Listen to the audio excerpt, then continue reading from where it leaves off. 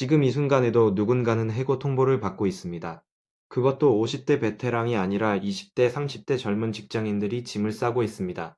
마이크로소프트, 아마존, 메타, 구글. 전 세계에서 가장 잘 나간다는 빅테크 기업들이 올 한 해 수만 명을 내보내고 있습니다. 그런데 이상한 겁니다. 이 회사들 주가는 역대 최고 수준입니다. 시작하기에 앞서 구독과 좋아요 눌러주시면 영상 제작에 큰 힘이 됩니다. 실적도 좋습니다. 그렇다면 왜 사람을 자르는 걸까요? 그 답이 우리 모두의 미래를 결정합니다.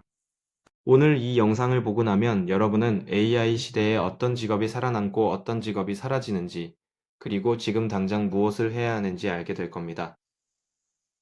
끝까지 보시기 바랍니다. 먼저 숫자부터 확인해 보겠습니다. 아마존은 이르면 올해 안에 최대 3만 명의 사무직 직원을 해고할 계획이라고 벨룸버그가 보도했습니다. 물류, 결제, 비디오 게임, 클라우드 컴퓨팅 부서 등 주요 사업부 전체가 대상입니다. 아마존 전체 직원이 약 155만 명이니까 이 중 3만 명이면 적은 숫자처럼 보일 수 있습니다. 그런데 이게 단순한 구조조정이 아닙니다. 아마존은 오는 2030년까지 사업 운영의 75%를 자동화하고 최대 60만 개의 일자리를 로봇으로 대체하는 계획을 추진하고 있습니다. 뉴욕타임스는 아마존의 자동화팀이 2027년까지 미국 내 16만 명의 고용을 대체해 30%의 인력 감축을 추진하고 있다고 보도했습니다. 2033년까지는 60만 명 이상이 로봇으로 대체될 수 있다고 경영진이 직접 추산했습니다. 마이크로소프트는 올해만 세 차례에 걸쳐 15,000명 이상을 감원했습니다. 지난 1월에 저성과자 위주로 전체 직원의 약 1%를 내보냈고 5월에는 6,000명, 그리고 최근 또 9,000명을 추가로 해고했습니다. 이번엔 중간 관리자 직책이 주요 타각이었습니다. 메타도 올해 초 최저성과자 3,600명을 줄였고 최근 AI 연구부서를 중심으로 600명을 추가로 내보냈습니다. 오라클은 클라우드 엔지니어 등 3,000명을 해고했고, 세일즈포스는 AI 플랫폼인 에이전트포스를 도입하면서 고객 지원 부서 인력을 AI로 대체하고 4,000명을 감원했습니다. 빅테크 해고 현황을 추적하는 레이오프 사이트에 따르면 올해 216개 기업에서 약 9만 8천 개의 일자리가 사라진 것으로 추정됩니다. 미국 기업들이 올해 1월부터 9월까지 발표한 감원 건수는 총 94만 6,426건으로 지난해 같은 기간보다 55%나 증가했습니다. 그러면 이 기업들이 이렇게 사람을 자르면서 아낀 돈을 어디다 쓰고 있을까요? 바로 AI 서버와 인프라 투자입니다. 마이크로소프트는 AI 부문에 수반되는 막대한 투자 비용을 충당하려는 조치라고 공식적으로 설명했습니다. 직원 인건비를 줄여서 그 돈을 엔비디아 그래픽 처리 장치를 사는 데 쓰고 있다는 뜻입니다. 노벨 경제학상 수상자인 데런 에스모글루 NIT 교수는 아마존이 AI 시대에서 일자리 창조자가 아닌 일자리 파괴자로 변하고 있다고 평가했습니다. 여기서 중요한 사실이 하나 있습니다. 이 해고의 칼날이 예상과 다른 곳을 향하고 있다는 겁니다.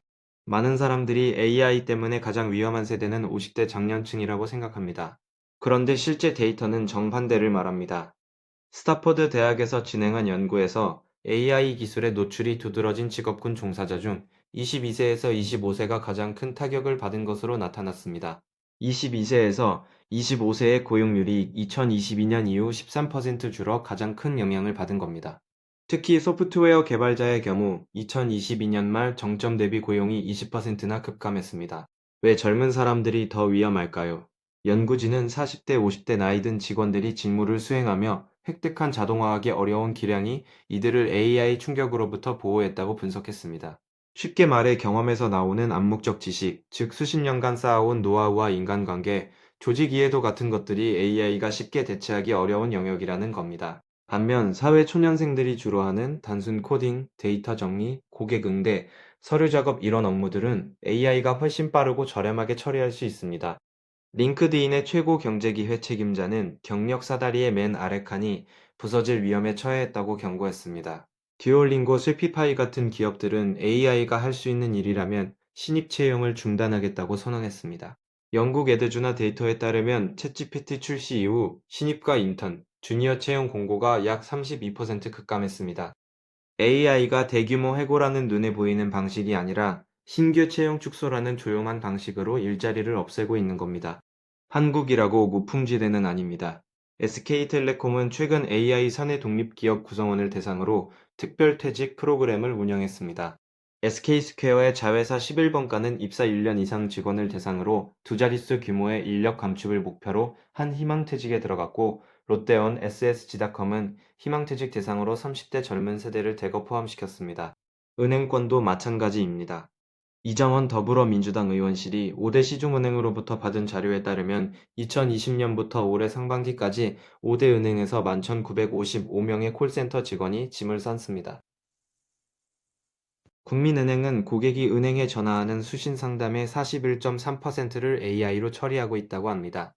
국내 한 대형 유통사가 내년께 물류센터 전체 직원 40%가량을 감원할 것이라는 얘기도 업계에서 돌고 있습니다. 무인음 반로봇, 자율이동 로봇, 소팅봇, 무인지 개차, 로보틱 대거 등을 이미 도입해 공개한 이 회사가 아마존의 사업 모델을 따라가고 있다는 분석이 나옵니다. 뉴욕타임스는 아마존의 자동화 계획이 월마트, UPS 같은 다른 회사들의 모델이 될 수 있다고 경고했는데, 그 경고가 한국에서도 현실이 되고 있는 겁니다. 그렇다면 이 시대에 살아남는 사람은 누구일까요? 두 부류입니다. 첫 번째는 AI를 다루는 사람들입니다. 애플, 구글, 메타, 마이크로소프트, 오픈 AI 등 주요 기업들이 생성형 AI 개발자를 500여 명 구인하고 있고, AI로 범위를 넓히면 1,700여 명에 달합니다. PwC에 따르면 미국에서 AI 관련 직종은 유사한 직무보다 임금이 25% 높습니다. AI 의료 영상 전문가, AI 교육 컨설턴트, AI 콘텐츠 전략가 같은 새로운 직업도 생겨나고 있습니다. 이력서에 AI 관련 경험을 쓰지 않으면 면접조차 보기 어렵다는 말이 나올 정도입니다. 두 번째 살아남는 부류는 AI가 대체하기 어려운 일을 하는 사람들입니다. 여기서 공무원 이야기를 빼놓을 수 없습니다. 대기업들이 AI를 이유로 수만 명을 내보내는 동안 대한민국 정부는 공무원 채용을 멈추지 않았습니다. 공무원이 AI로 대체되기 어려운 이유는 여러 가지입니다. 법률과 행정적 권한이 있어야 하는 의사결정, 주민과 직접 대면해야 하는 민원 처리, 국가안보와 치안 유지, 정치적 책임이 수반되는 정책 집행 같은 영역들은 AI가 당장 대체하기 어렵습니다. 실제로 공무원 직종은 AI 자동화 노출 위험도가 상대적으로 낮은 직군으로 분류됩니다. 물론 공무원도 안심할 수만은 없습니다. 이미 민원 처리 일부는 AI 챗봇으로 대체되고 있고, 세금 계산, 통계 분석, 문서 작성 같은 업무는 AI가 보조하거나 대체하는 속도가 빨라지고 있습니다. 하지만 민간 기업처럼 빠른 속도로 사람을 줄이기는 구조적으로 어렵습니다. 노동법의 보호가 강하고 정치적 부담이 크기 때문입니다. 그래서 지금 당장의 안정성만 놓고 보면 공무원이 유리한 것은 사실입니다. 그러나 진짜 승자는 따로 있습니다. 국제통화기금은 AI가 향후 2년 내 선진국 일자리의 60%, 세계 일자리의 40%에 영향을 미칠 것으로 내다봤습니다. 이 말은 공무원이든 직장인이든 AI를 피해갈 수 없다는 의미입니다. 크리스탈리나 게오르기에바 IMF 총재는 AI가 쓰나미처럼 세계 노동시장을 강타하고 있다며, 잘 관리하면 생산성을 엄청나게 높일 수 있지만 우리 사회에 더 많은 불평등을 가져올 수도 있다고 경고했습니다. 그러면 지금 우리는 무엇을 해야 할까요? 미래의 새증권 AI 현황 보고서는 2028년에는 기업의 80%가 유료 AI를 도입하고 2030년에는 거의 모든 기업이 AI를 핵심 인프라로 쓸 것이라고 전망했습니다.